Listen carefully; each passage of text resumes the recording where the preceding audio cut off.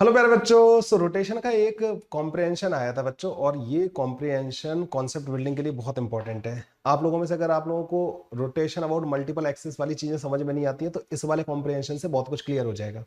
जब मैं इसको एक्सप्लेन करूँ ना तो उस चीज को बच्चों बहुत ध्यान से सुनना, उन चीजों को ना खुद से विजुअलाइज करना। देखो, पूरी तरीके से आप मेरे ऊपर डिपेंडेंट रहोगे तो आप लोगों को मुझे नहीं लगता उतना अच्छे से समझ में आएगा, लेकिन जब आप खुद से इन चीजों को विजुअलाइज करने की कोशिश करोगे डेफिनेटली आपको ये पूरा कॉम्प्रिहेंशन और पूरा मतलब एक रोटेशन का एकदम ऐसे जो ना कहते हैं दिमाग में बत्ती जलना कि अरे यार ये चीज थी क्या, तो वो वाली चीज बच्चों आपको क्लिक करनी चाहिए आफ्टर अटेम्प्टिंग दिस क्वेश्चन।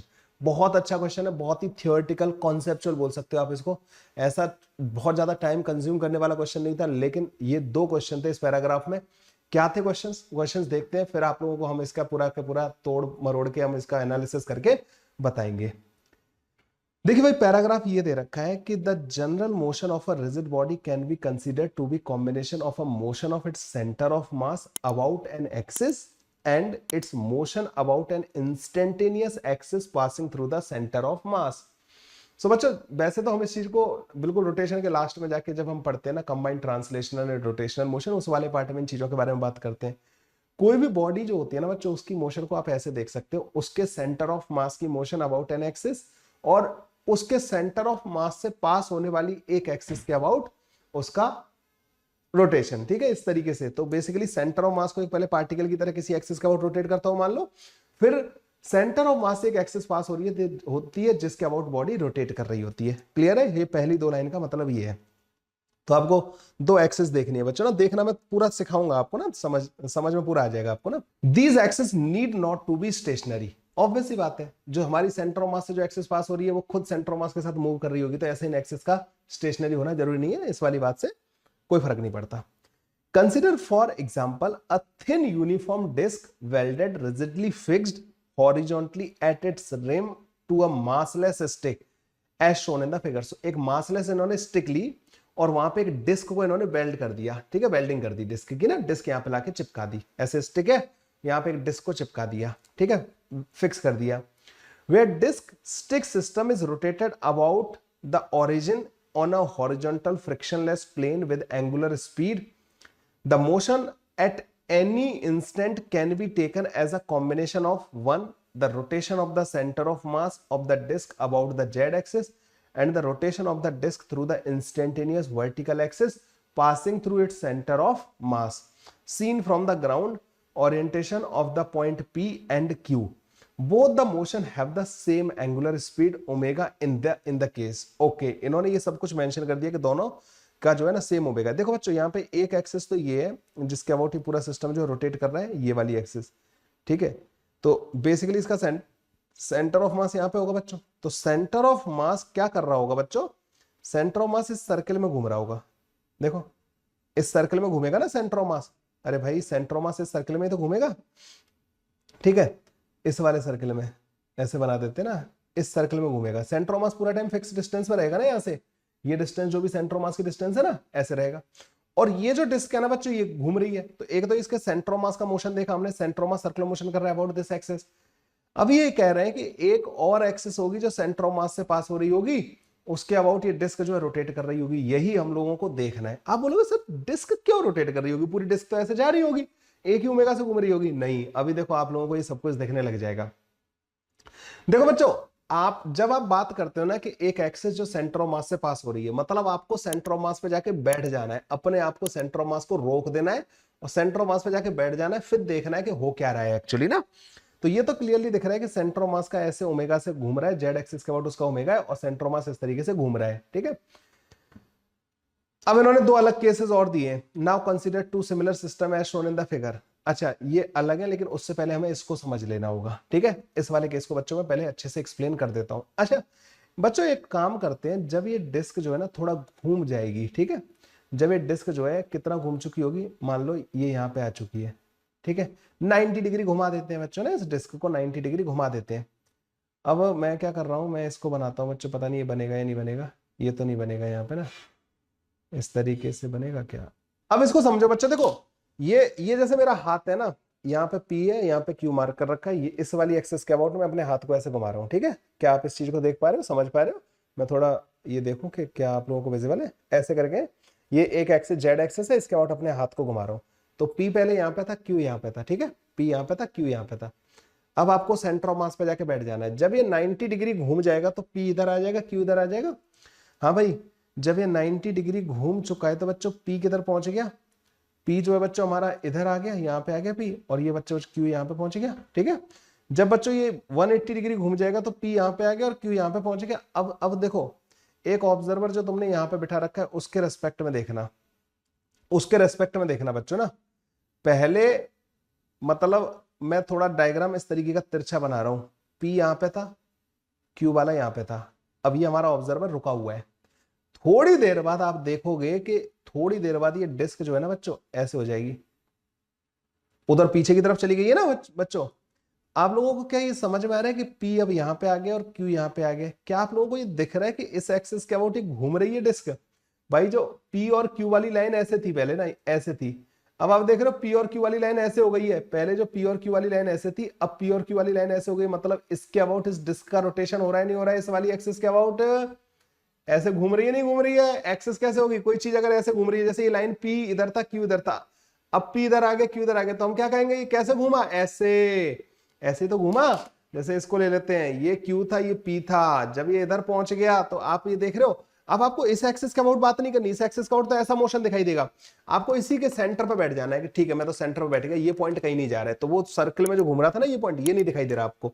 अब आपको ये लगेगा ये यहां से ऐसा हो गया, पहले पी इधर था, क्यू इधर था, अब ये पी इधर आ गया, क्यू इधर आ गया। जब ये 180 डिग्री घूम जाएगा ना, पी इधर पहुंच गया, क्यू इधर पहुंच गया, फिर जब बाहर आ जाएगा तो पी इधर होगा, क्यू इधर होगा, फिर ये फिर दोबारा से ऐसे आ जाएगा। तो जब इसको 90 डिग्री घुमाया, सेंटर ऑफ मास 90 डिग्री घुमाए, उतने दौरान उस दौरान पीक्यू वाली लाइन भी 90 डिग्री घूम गई है। तो क्या आपको समझ में आया कि पीक्यू वाली लाइन, जो पीक्यू वाली लाइन या जो डिस्क है वो सेंटर ऑफ मास से पास होने वाली इस एक्सिस के अबाउट, जो इस एक्सिस के पैरेलल है, उस एक्सिस के अबाउट रोटेट कर रही है, सेम ओमेगा से रोटेट कर रही है। ये जो इन्होंने मेंशन किया है ना, both the motion have the same angular speed omega in this case. ये वाली बात समझ में आई या नहीं आई?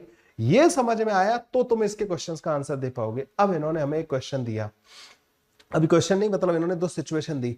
Now consider two similar system as shown in the figure. Case A, the disc with the face vertical. अब इन्होंने डिस्क को बच्चों पता है ऐसे नहीं रखा, जैसे ये था ना ऐसे ऐसे घुमा रहे थे, अब ऐसे नहीं, अब इन्होंने इसको ऐसे कर दिया। अब ये कह रहे हैं ठीक है ये डिस्क ऐसे है, अब हम इसको ऐसे घुमा रहे हैं, ठीक है। दूसरे केस में इन्होंने एंगल पे कर दिया, मतलब ना ऐसे रखा ना ऐसे रखा, एंगल पे कर दिया, और अब आप इसको ऐसे करके घुमा रहे हो, ठीक है। तो इन दोनों केसेस में बच्चों हमें बात करनी है, इन दोनों केसेस में क्या करना है बच्चों, हमें बात करनी है। Now consider two similar system as shown in the figure.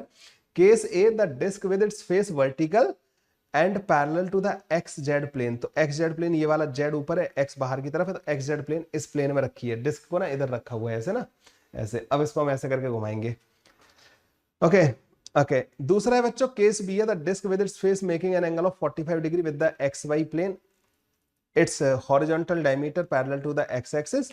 In both the cases, the disk is welded at a point P. The systems are rotated with a constant angular velocity omega about the z axis. तो आप इसको मतलब वही centre mass तो अभी भी बच्चों circular motion कर रहा होगा यहाँ पे ना, सेंटर मास का तो बच्चों अभी भी सर्कुलर मोशन हो रहा होगा, सेंटर मास ऐसे घूम रहा होगा, ठीक है।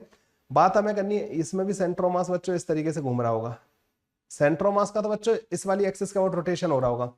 अब हमें बात करनी है बच्चों, जब ये 90 डिग्री घूम जाएगा ना सेंटर मास, जब ये 90 डिग्री घूम जाएगा, जब ये डिस्क बच्चों पीछे चली जाएगी, पीछे, तो पीछे जाने के बाद ये डिस्क ऐसे हो जाएगी नहीं हो जाएगी? ऐसी हो जाएगी ना बच्चों। एक मिनट ना, सेंट्रोमास वाली लाइन को थोड़ा सा हम येलो कलर से बना देते हैं, ऐसे। ये सेंट्रोमास वाली लाइन है, ठीक है, वो ग्रीन वाली लाइन को इग्नोर करना है। अब ये डिस्क बच्चों पीछे पहुंच गई, उधर यहां से उधर पहुंचेगी। एक काम करना बच्चों, इस डिस्क पर 2 पॉइंट और मार्क कर देना, इधर आर मार्क कर देना, इधर एस मार्क कर देना। तो देखो क्यू तो बच्चों यहीं पे दिखाई देगा मुझे, पी वाला यहाँ पे दिखाई देगा, लेकिन अब आर वाला इधर आ जाएगा और एस वाला बच्चों इधर आ जाएगा। अब देखो जैसे ये था, ये क्यू है, ये पी है, इधर आर और इधर एस। जब ये यहां पहुंच गए तो ये क्यू तो ऊपर ही रहा, पी तो इधर ही रहा, क्यू और पी तो ऊपर और नीचे, ये वाली लाइन चेंज नहीं हुई। जो इधर वाली लाइन थी ना बच्चों, इधर वाली लाइन जो हॉरिजॉन्टल लाइन थी ऐसे, जब ये ऐसे हो गया ना तो वो हॉरिजॉन्टल वाली लाइन जो है ना ऐसे बदल गई। मतलब यहाँ पे अगर मैं 2 लाइन बनाऊं बच्चों, इसमें अगर मैं यहाँ पे 2 लाइन बनाता हूं, एक ये वाली लाइन बनाई मैंने और एक बच्चों ये वाली लाइन ड्रॉ की मैंने ना, तो कौन सी लाइन रोटेट की है यहाँ पे? देखो आर और एस को ज्वाइन करने वाली लाइन रोटेट कर गई है, ठीक है। पी और क्यू वाली लाइन, पी और क्यू वाली लाइन का कोई रोटेशन नहीं हुआ, पी और क्यू वाली लाइन सेम रही है। तो बच्चों पी क्यू पे जो पॉइंट लाई कर रहे होंगे मतलब उनका कोई रोटेशन ही नहीं हुआ। तो बच्चों इसकी जो एक्सिस होगी ना जिसके अबाउट ये घूम रहा है वो यही वाली लाइन होगी, पी और क्यू से पास होने वाली लाइन।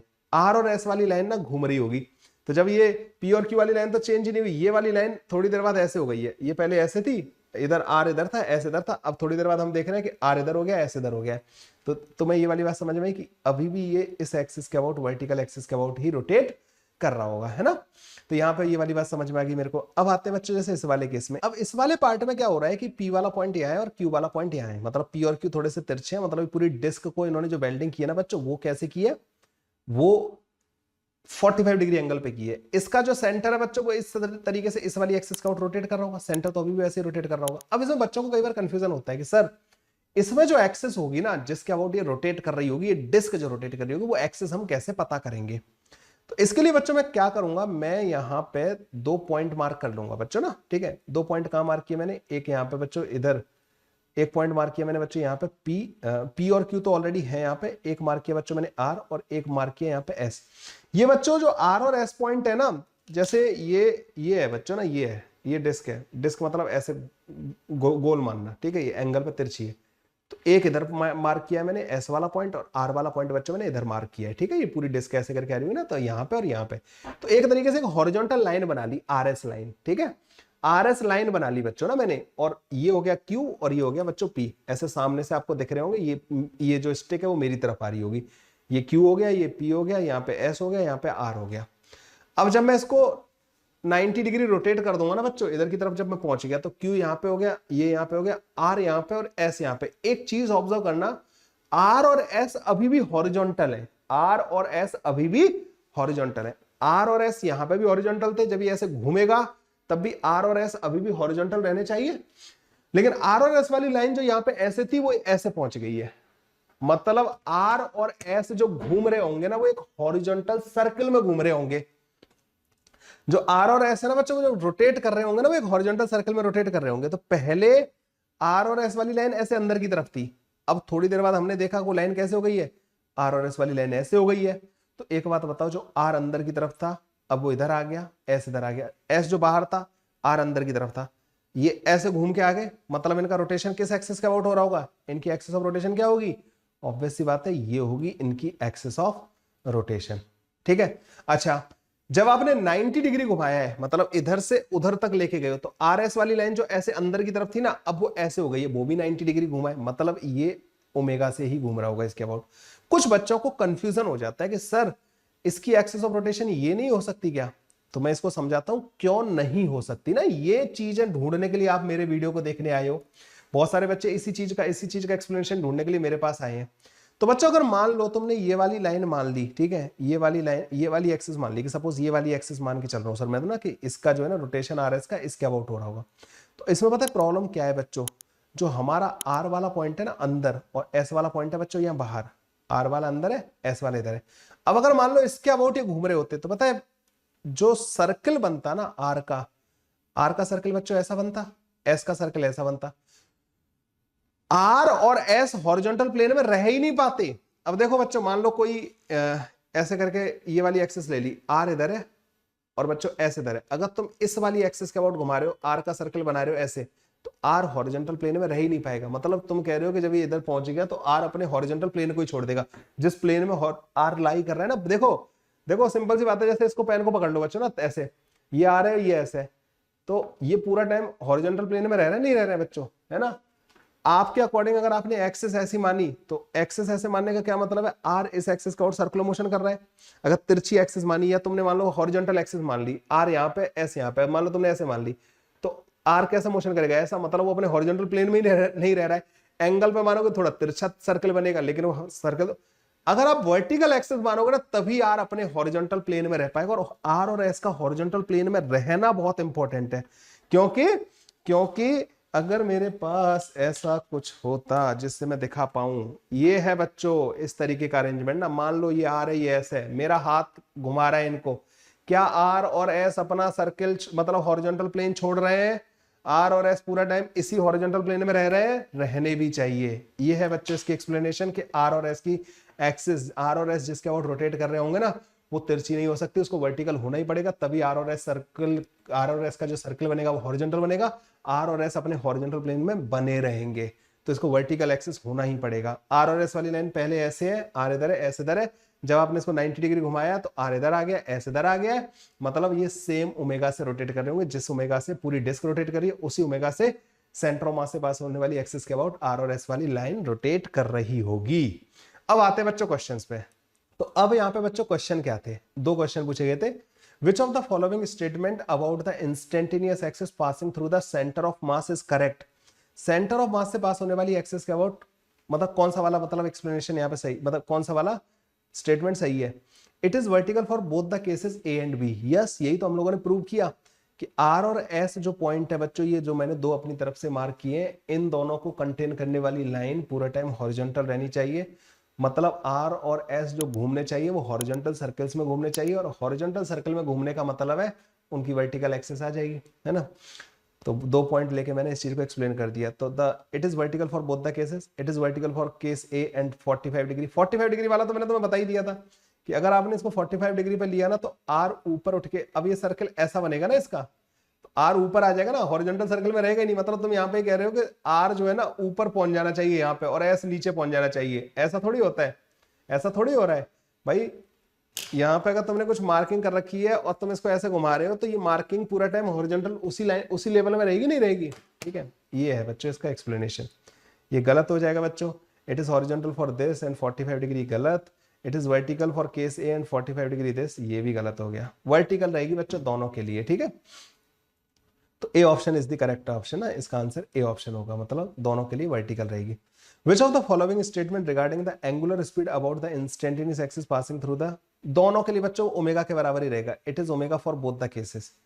दोनों केस में यही हो रहा था ना, हम लोगों ने ये देखा था ना, जब आप इसको 90 डिग्री घुमा दे रहे थे, यहां से 90 डिग्री घुमा रहे थे तो आर और एस जो पहले अंदर की तरफ थे वो ऐसे हो गए थे, मतलब वो 90 डिग्री घूमे थे, ठीक है। यहां पे भी आर और एस जैसे अंदर की तरफ थे वो ऐसे और सामने आ गए थे, 90 डिग्री घूम गए थे, तो दोनों का ओमेगा रेट ऑफ रोटेशन बच्चों सेम होगा। मतलब क्या समझे तुम, इस एक्सिस के अबाउट जब ये 90 डिग्री घूम रहा है ना, ये यहां से उधर पीछे की तरफ जा रहा है, 90 डिग्री घूम रहा है, तो इनके जो वो जो लाइन मैंने आर और एस वाली लाइन ड्रॉ की है ना, वो पहले ऐसे थी, अब वो ऐसे हो गई, तो कितना एंगल घूमी, वो भी सेम टाइम में सेम एंगल 90 डिग्री घूम रही है, मतलब ओमेगा दोनों का सेम होगा। तो it is omega for both the cases, तो इस वाले का बच्चों डी आंसर आ जाएगा। सोचना बच्चों इस वाले क्वेश्चन के बारे में ना, अगर आप वाकई में रोटेशन टॉपिक को अच्छा करने के लिए सीरियस है तो इस वाले चीज को सोचना। ये दो मल्टीपल एक्सिस वाली जो कहानी है ना बच्चों, बहुत बार बच्चों को क्लिक ही नहीं करती। एक सेंटर ऑफ मास का मोशन अबाउट एन एक्सिस और दूसरा बच्चों सेंटर ऑफ मास से पास होने वाली एक्सिस के अबाउट मोशन। इस तरीके से आपको इसमें सोचना होता है। बहुत ही प्यारा सा कॉम्प्रिहेंशन था। उम्मीद करता हूं आप सारे बच्चों को बहुत अच्छे से ये वाला समझ में आ गया होगा। मिलते हैं बच्चों फिर नेक्स्ट वीडियो में और अच्छे पीवाईक्यूज में आप लोगों के लिए लेके आऊंगा। हमारे इस चैनल को अभी तक सब्सक्राइब नहीं किया तो चैनल को सब्सक्राइब करने वाला काम तो बच्चों आपको सबसे पहले कर लेना है, ठीक है। Thank you, bye bye, take care.